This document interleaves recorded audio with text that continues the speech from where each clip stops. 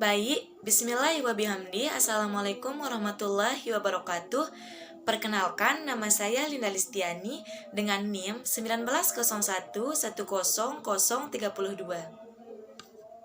Baik, tujuan saya membuat video ini yaitu untuk memenuhi tugas ujian tengah semester yang diampu oleh Bapak Cai Hairil Anwar, MPD. Baik, langsung saja. Di sini saya mengambil tema yaitu tentang disiplin positif.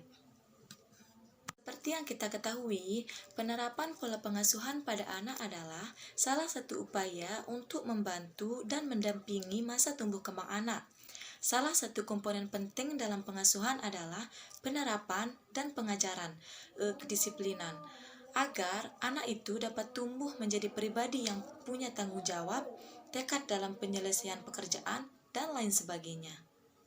Sayangnya, penerapan kedisiplinan dalam pengasuhan sering identik dengan metode otoriter, sikap yang jarang membentak dengan teriakan, dan hal lain yang memiliki konotasi negatif bagi sang anak. Jadi, dewasa ini mulai ada metode pengasuhan kedisiplinan yang dianggap lebih baik, yaitu disiplin positif. Nah, disiplin positif itu sendiri memiliki arti yaitu suatu cara penerapan disiplin tanpa kekerasan dan ancaman yang dalam praktiknya melibatkan komunikasi tentang perilaku yang efektif antara orang tua dengan anak. Dalam penerapannya, anak dijabarkan untuk memahami konsekuensi dari perilaku mereka. Selain itu, disiplin positif juga mengajarkan anak tanggung jawab serta rasa hormat dalam berinteraksi dengan lingkungannya. Ini adapun salah satu contoh dampak penerapan disiplin positif dalam pengasuhan adalah anak mengerti bahwa ketika ia merapikan kamar tidurnya, maka ia akan merasa nyaman dan bukan karena akan dihukum atau diberi pujian oleh orang tuanya. Penerapan disiplin positif membutuhkan kesepakatan dan peraturan yang dijalankan dengan konsisten serta pengendalian emosi yang baik. Hal-hal tersebut bisa dimulai sejak usia dini, sehingga anak mendapatkan pengalaman positif yang dicontohkan oleh orang tua. Dengan contoh yang konsisten, anak-anak akan lebih mandiri dalam tahap perkembangan mereka berikutnya. Di sini, adapun cara orang tua untuk menerapkan sikap disiplin positif pada anak yaitu sebagai berikut.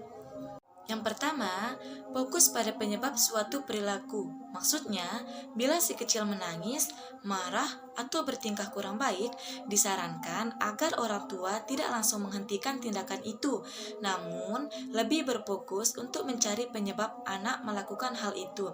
Jadi, saat anak menangis, jangan lantas menyuruh si kecil untuk berhenti menangis.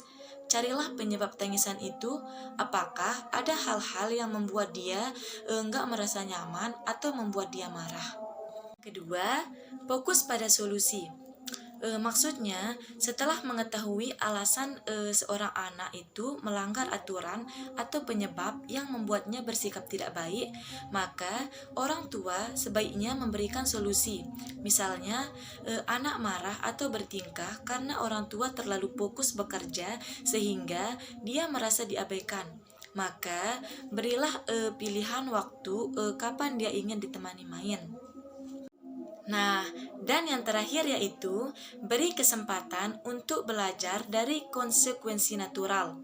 Maksudnya, konsekuensi yang natural itu adalah konsekuensi yang sejalan dengan kesalahan yang dibuat.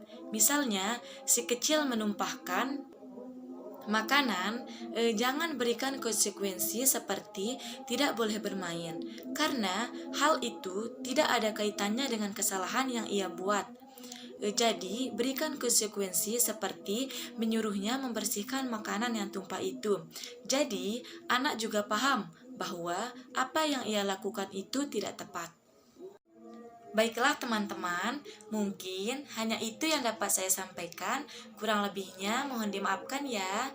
Jangan lupa like, comment, and subscribe ya. Sekian, wassalamualaikum warahmatullahi wabarakatuh.